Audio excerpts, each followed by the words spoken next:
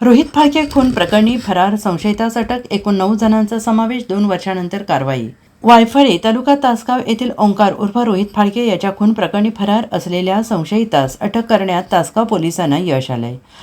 यश रमेश ठेबे वय वर्ष 23 राहणार कात्रज असं संशयिताचं नाव आहे, अशी माहिती पोलीस उपअधीक्षक सचिन थोरबोले यांनी दिली आहे. ते म्हणाले, मुख्य संशयित विशाल फाळके आणि त्याच्या साथीदारांनी पूर्व वैमनस्य तसेच न्यायालयात सुरू असलेल्या वादाचा राग मनात धरून दिनांक 12 डिसेंबर 2024 रोजी वायफळे येथे ओंकार उर्फ रोहित फाळके याच्यावर कोयता आणि तलवारीने वार करून त्याचा निर्घृण खून केला. त्याला वाचवण्यासाठी आलेले फिर्यादी संजय फाळके, त्यांची पत्नी जयश्री तसेच आशिष साठे, आदित्य साठे, सिकंदर शेख यांच्यावरही जीवघेणा हल्ला करून गंभीर केले गेले.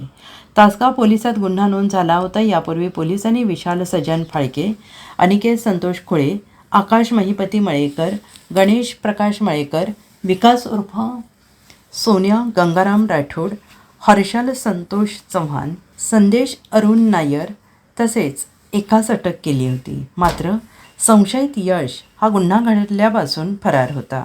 या संशयिताला पकडण्यासाठी पोलीस निरीक्षक विशाल टकले यांच्या मार्गदर्शनाखाली विशेष पथकाला पोलीस उपनिरीक्षक बाबासाहेब बदने, पोलीस हवालदार अमोल चव्हाण, पोलीस हवालदार सुहास खुबीकर तसेच कॉन्स्टेबल विवेक यादव यांनी सहभाग घेतला. पोलीस निरीक्षक विशाल टकले यांच्या मार्गदर्शनाखाली पोलीस उपनिरीक्षक बदने, अमोल चव्हाण, अभिजित गायकवाड, सुहास खुबीकर, प्रशांत चव्हाण, विवेक यादव, सागर पाटील, अजय पाटील, इम्रान महालकरी आणि रेखा कोळी यांच्या पथकाने ही कारवाई केली आहे.